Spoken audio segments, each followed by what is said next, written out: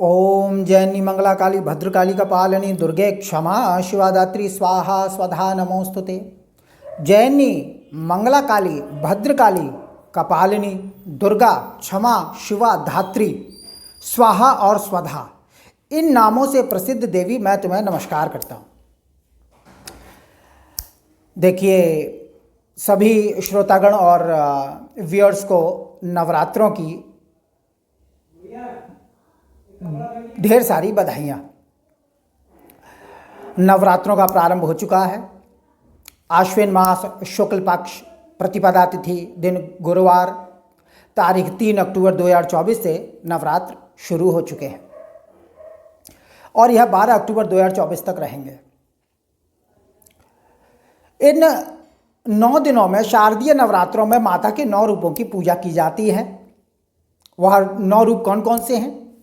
प्रथम शैलपुत्री, दूसरी ब्रह्मचारिणी, तीसरी चंद्रघंटा, चौथी कुष्मांडा, पांचवी स्कंद माता, छठी कात्यायनी, सातवीं कालरात्रि, आठवीं महागौरी और नवीं सिद्धिदात्री। यह देवी के 9 रूप हैं और इनकी सविधि विधान पूर्वक भक्तगण पूजा उपासना करते हैं, माता को प्रसन्न करते हैं अपने अपने सामर्थ्य के अनुसार, और माता सांसारिक सुख के साथ साथ स्वर्ग और मोक्ष को भी सहजता से प्रदान करने वाली होती हैं। माँ दुर्गा के ये 9 रूप हैं और यही 9 मूर्तियाँ कहलाती हैं और 9 रूप हैं दुर्गा जी के, और इनकी उपासना की जाती है। वर्ष में 2 बार चैत्रीय जो नवरात्र होते हैं और एक शारदीय नवरात्र होते हैं, तो अब शारदीय नवरात्र हैं।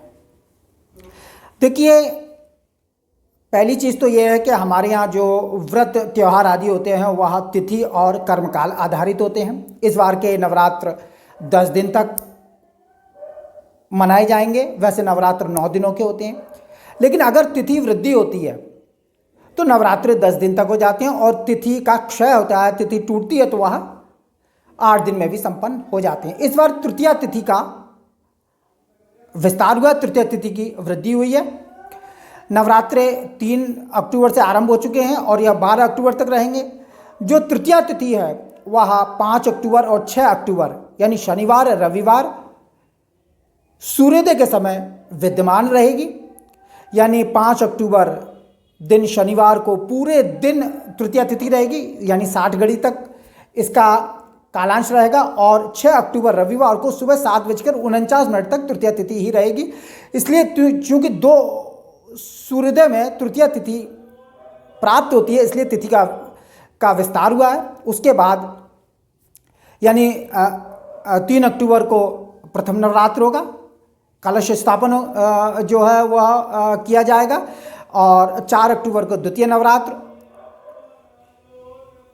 5 अक्टूबर और 6 अक्टूबर को तृतीय नवरात्र, 7 अक्टूबर को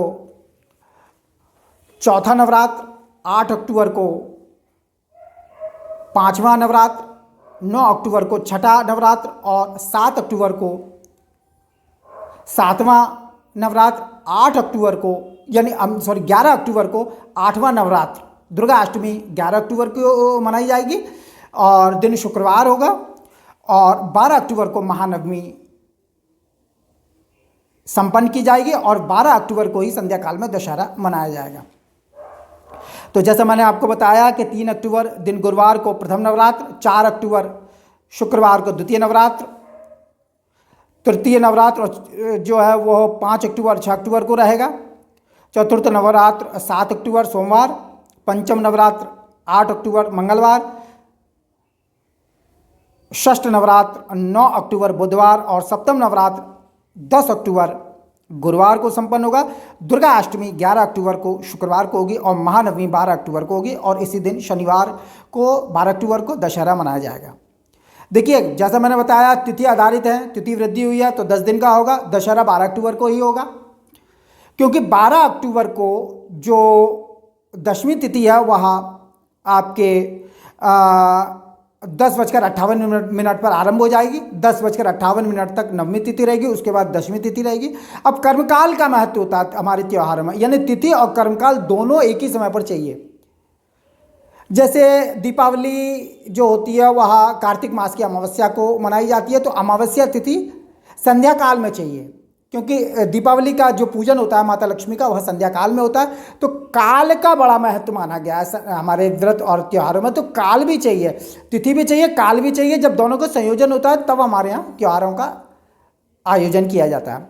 तो दशहरा जो है वह 12 अक्टूबर संध्या काल में दशमी तिथि होगी, और जो कर्मकाल है वह संध्या समय होगा। 13 अक्टूबर को सुबह 9:08 पर ही दशमी तिथि समाप्त हो जाएगी। 13 अक्टूबर को संध्या काल में दशमी तिथि नहीं होगी, इसलिए जो है 13 अक्टूबर को दशहरा नहीं है, 12 अक्टूबर को संध्या काल में दशहरा है। तो इस प्रकार से यह नौ दुर्गे क्रमवार संपन्न किए जाएंगे, माता के 9 रूपों की पूजा की जाएगी। और देखिए किस तरीके से पाठ आदि करने हैं, इस पर भी चर्चा कर लेते हैं। देखिए पाठों का क्रम होता है, कुछ लोग क्रमवार दुर्गा सप्तशती के पाठ करते हैं। पहले कवच पढ़े जाते हैं, उसके बाद दुर्गा सप्तशती के 13 अध्यायों का पाठ क्रमबद्ध तरीके से होता है। तो उसके पाठों का जो क्रम है वह इस प्रकार से होता है कि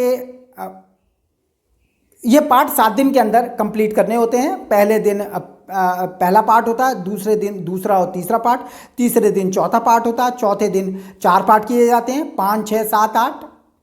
5वें दिन 9वां और 10वां अध्याय किया जाता है, और छठे दिन 11वां और 7वें दिन 12 और 13 पाठ संपन्न कर 7 दिन में पाठों को करते हैं। कुछ लोग इस प्रकार से पाठों को संपन्न करते हैं। लेकिन एक बात मैं आपको स्पष्ट कर दूं कि दुर्गा सप्तशती के पाठ करने से पहले आपको जो है वह इसके जो कवच दिए गए हैं दुर्गा सप्तशती में, उसका पाठ आपको प्रतिदिन करना होगा, प्रत्येक पाठ से पहले करना होगा। विशेष रूप से कीलक का पाठ किए बिना अगर आप दुर्गा सप्तशती के किसी भी अध्याय का पाठ करते हैं तो वह आपको फायदे की जगह नुकसान पहुंचाएगा। दुर्गा सप्तशती में 3 कवच दिए गए हैं, दैव्य कवच, अर्गला स्तोत्र और कीलक। तो प्रत्येक दिन इन कवचों का पाठ आपको करना है, दैव्य कवच, अर्गला और कीलक। कीलक को पढ़े बिना अगर आप दुर्गा सप्तशती का पाठ करते हैं तो यह आपके लिए फायदे की जगह नुकसान देने वाला होता है। ये जो दुर्गा सप्तशती है यह भगवान शिव ने इसको कीलित कर रखा है। इसका निष्कीलन करने के बाद ही दुर्गा सप्तशती के पाठों को किया जाता है। कीलन और निष्कीलन संबंधी जानकारी के पश्चात ही दुर्गा सप्तशती का पाठ निर्दोष होता है, और विद्वान पुरुष निर्दोष स्तोत्र का ही पाठ आरंभ करते हैं। उच्च स्वर में इसका पाठ करना चाहिए। तो कीलक का पाठ तो करना ही करना है, लेकिन दैव्य कवच और अर्गला स्तोत्र का पाठ भी करिए, और कीलक का पाठ हर सूरत में करना होगा, प्रत्येक दिन करना होगा, क्योंकि कीलन और निष्कीलन संबंधी जानकारी आवश्यक होती है। उसके बाद ही दुर्गा सप्तशती फलदायी होती है, और दुर्गा सप्तशती के पाठों का पूरा फल आपको प्राप्त होगा। कीलन जरूरी है, कीलन पाठ आपके लिए आवश्यक होगा। अब कुछ लोग क्या करते हैं कि दुर्गा सप्तशती के 13 अध्याय पूरे नहीं पढ़ते हैं, अपनी किसी मनोकामना की पूर्ति के लिए किसी एक ही पाठ को 9 दिन 8 दिन जैसा भी दुर्गा जो का पर्व है उसमें पाठ करते हैं। तो किस पाठ को करने से किस प्रकार की मनोकामना पूरी होती है वह भी मैं आपको बता देता हूँ। देखिए इसमें कोई संदेह नहीं है कि दुर्गा सप्तशती ज्ञान और वैराग्य का सागर है, और इसके पूरे पाठों को क्रमबद्ध तरीके से किया जाता है। लेकिन कुछ उपासक इसके कुछ पाठ को या एक पाठ को पूरे नवरात्रों में पढ़ते हैं। प्रथम अध्याय चिंता दूर करने के लिए, शक्तिशाली शत्रु से भय होने पर और उसे नष्ट करने के लिए प्रथम अध्याय का पाठ कुछ उपासक पूरे नवरात्रों में पढ़ते हैं। दूसरा अध्याय जो होता है वह किस लिए पढ़ा जाता है? बलवान शत्रु द्वारा घर अथवा भूमि पर अधिकार कर लेने पर द्वितीय अध्याय का पाठ नवरात्रों में पूरे नवरात्रों में भक्तगण करते हैं। तीसरा अध्याय जो होता है वो युद्ध तथा मुकदमे में विजय प्राप्ति के लिए, यानी जो लोग लड़ाई झगड़े से और मुकदमे आदि में फंसे हुए हैं वह दुर्गा सप्तशती के तीसरे अध्याय को पूरे नवरात्रों में भक्तिपूर्वक पढ़ें। और उसके प्रारंभ में मैं बता चुका हूँ कि कीलक पाठ अवश्य पढ़ लें। चौथे अध्याय का पाठ करने से धन, सुंदर स्त्री तथा रिद्धि सिद्धि की प्राप्ति होती है। और 5वां अध्याय पढ़ने से भूत प्रेत बाधाओं भय तथा बुरे सपनों से मुक्ति मिलती है। छठा अध्याय सभी प्रकार की मनोकामनाओं की पूर्ति के लिए भक्तगण पूरे नवरात्रों में पढ़ते हैं। 7वां अध्याय मन की गुप्त इच्छा और विशेष कामना की पूर्ति के लिए किया जाता है। 8वां अध्याय संपत्ति तथा लाभ प्राप्ति के लिए। 9वां अध्याय संपत्ति तथा लाभ प्राप्ति के लिए, इसको भी पढ़ा जाता है। और 10वां अध्याय शक्ति तथा संतान प्राप्ति के लिए, यानी जो दंपति निसंतान है वह दुर्गा सप्तशती के 10वें अध्याय का पूरे नवरात्रों में पाठ करें, भक्तिपूर्वक श्रद्धापूर्वक व्रत आदि करें, तो माता के कृपा से आपके घर में संतान का जन्म सुनिश्चित हो जाता है। 11वां अध्याय भक्ति मुक्ति प्राप्ति के लिए और चिंता निवारणार्थ के लिए 11वां अध्याय पढ़ा जाता है। 12वां अध्याय रोग निवृत्ति तथा निर्भयता के लिए। 13वां अध्याय इच्छित वस्तु की प्राप्ति के लिए भक्तिग्रहण करते हैं। यानी कि या तो आप पूरे 13 अध्याय पढ़ते हैं, या कोई एक समस्या है, किसी एक मनोकामना की आपको पूर्ति करनी है, तो किसी एक पाठ का पूरे नवरात्रों में पाठ किया जाता है। बार बार उसको पढ़ना चाहिए, जिससे आपकी जो एक विशेष मनोकामना है, जो कमी है, जो कष्ट है, उसको माता के आशीर्वाद से उसकी सिद्धि हो जाती है। तो इस प्रकार से यह पाठों का क्रम है, इसको आप कर सकते हैं।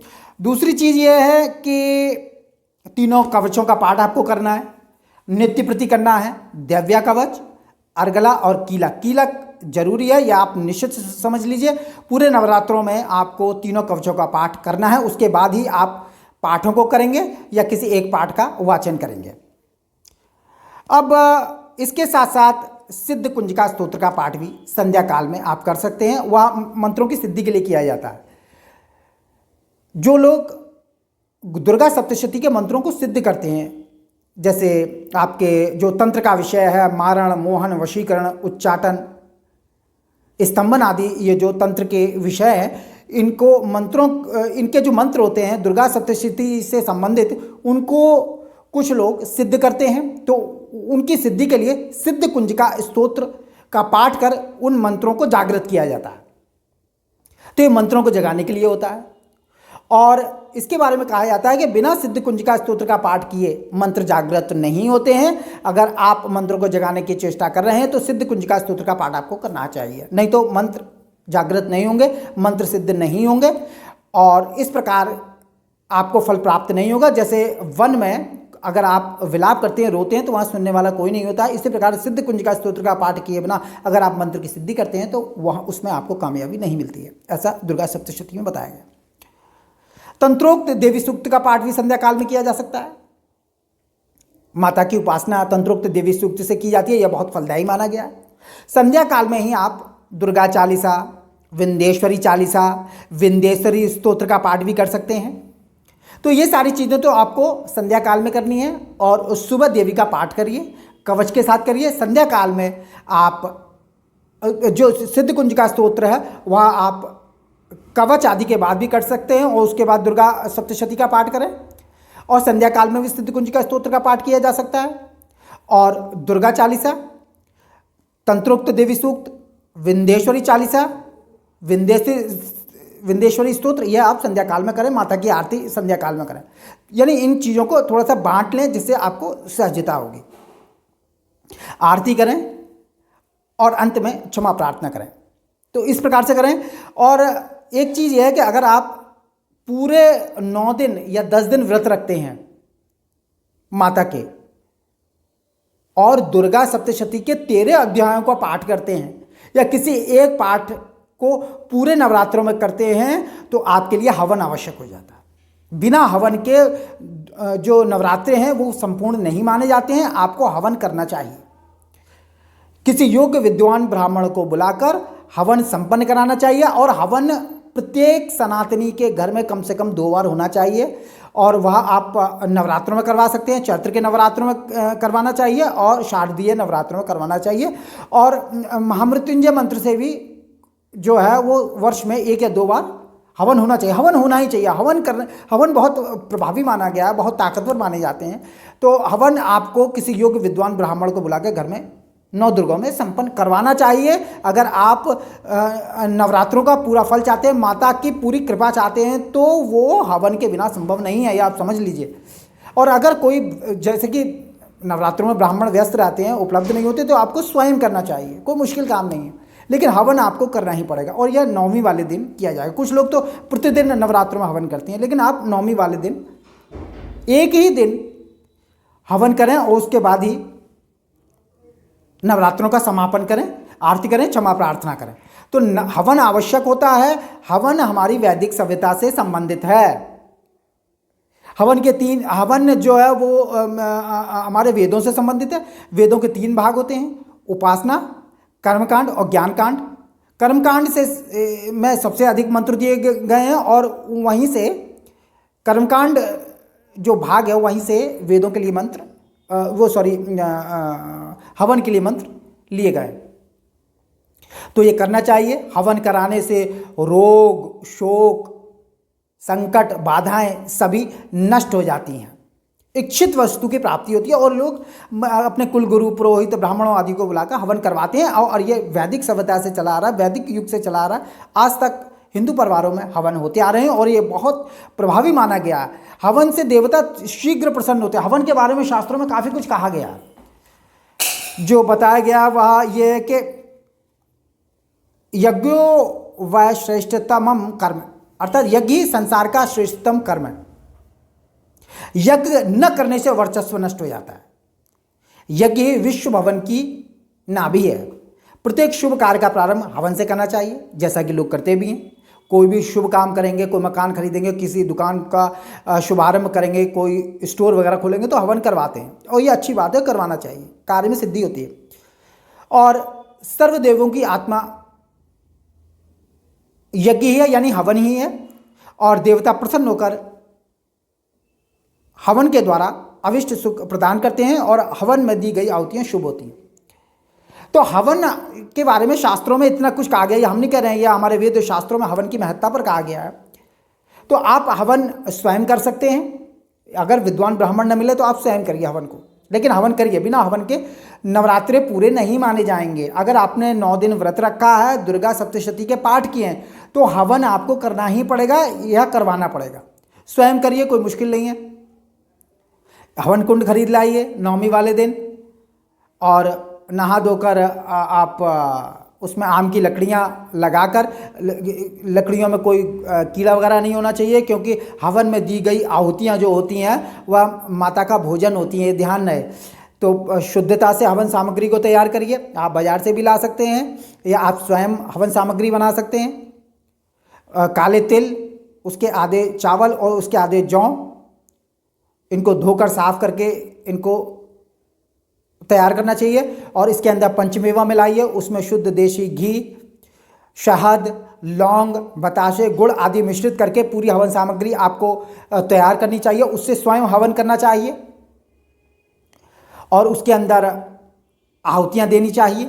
आहुतियाँ मृगी मुद्रा से दी जाएंगी, यानी कि स्वाहा बोलकर बोली जाती हैं। आपको प्रारंभ में आज्ञा आहुति देनी पड़ती है, ये जरूरी होता है। पहले आप अग्निदेव का आह्वान कर लें, उसके बाद आज्ञा आहुति दें और इसको शुद्ध देसी घी से पुरुष ही दें, महिलाएं न दें, क्योंकि महिलाओं के द्वारा दिया गया घी वह जल के रूप में देवी देवताओं को प्राप्त होता है, वह घी के रूप में प्राप्त नहीं होता है। तो शुद्ध देशी घी की जो आहुति है वह पुरुष ही करें, महिलाएं करें तो हवन सामग्री से करें।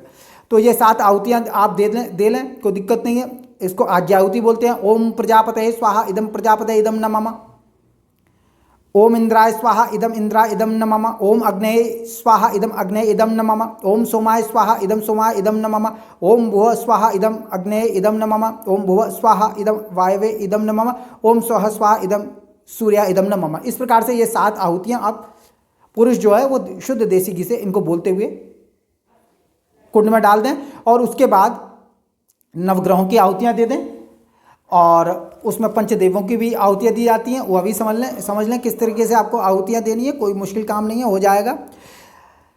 तो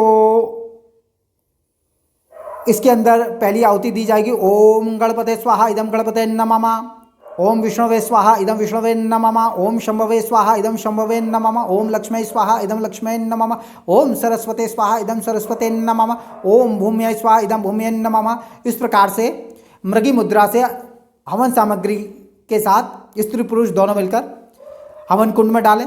ये 5 देवताओं के लिए दी जाती है प्रारंभ में। पहले आज्य आहुति दी जाएगी जो मैंने आपको बता दी, उसके बाद इनको डाल दें, आहुति दें, मृगी मुद्रा से दें। मृगी मुद्रा में मध्यमा उंगली, अनामिका उंगली, अंगूठे का इस्तेमाल किया जाता है, बाकी किसी उंगली का इस्तेमाल नहीं किया जाता। उसके बाद 9 ग्रहों के लिए आहुतियाँ डालें। ओम सूर्याय स्वाहा, स्वाहा शब्द जरूर बोलना है मंत्र के अंत में, यह ध्यान रखिए। ओम सूर्याय स्वाहा इदम सूर्याय नमः। ओम चंद्रमसे स्वाहा इदम चंद्रमसे नमः। ओम भौमाय स्वाहा इदम भौमाय नमः। ओम बुधाय स्वाहा इदम बुधाय नमः। ओम बृहस्पते स्वाहा इदम बृहस्पते नमः। ओम शुक्राय स्वाहा इदम शुक्राय नमः। ओम शनिश्चराय स्वाहा इदम शनिश्चराय नमः। ओम राहवे स्वाहा इदम राहवे नमः। ओम केतवे स्वाहा इदम केतवे नमः। इस प्रकार से नवग्रहों की आहुतियाँ दे दी जाती हैं और उसके बाद कुछ और आहुतियाँ डाली जाती हैं, वो भी सुन लीजिए, डाल दीजिए। ओम उग्राय स्वाहा इदम उग्राय नमः। ओम अग्नये स्वस्तिकृते स्वाहा इदम अग्नये स्वस्तिकृते नमः। ओम अग्नि ज्योति ज्योतिरग्नि स्वाहा।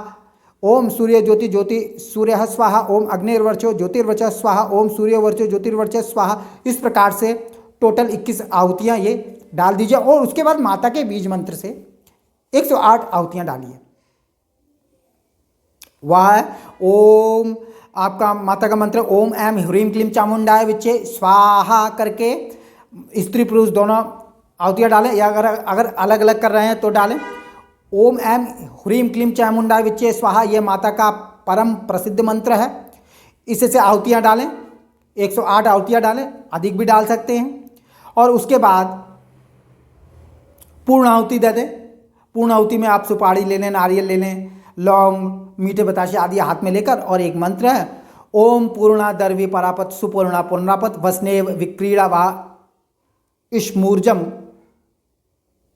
शतकृतो स्वाहा करके हवन कुंड में डाल दीजिए। उसके बाद आरती कर दीजिए। तो इस प्रकार से आप छोटा सा हवन कर सकते हैं, कोई दिक्कत नहीं है। माता के परम प्रसिद्ध मंत्र से करिए। इसका बंगाल में लोग पाठ करते हैं। इसके 5 लाख मंत्रों का विधान वे शास्त्रों में बताया गया। आप मात्र 108 आहुतियाँ दे दें इसी मंत्र से, आपका माता पूरी पूजा को स्वीकार कर लेगी। तो इस प्रकार से छोटा सा मंत्र से आप माता का हवन कर लें, पूरा नवरात्र आपका आपके द्वारा ही संपन्न हो जाएगा। तो इस प्रकार से क्रमबद्ध तरीके से आप ये पूजा पाठ करें तो नवरात्रि आपके सफल होंगे। और अंत में क्षमा प्रार्थना जरूर करनी चाहिए।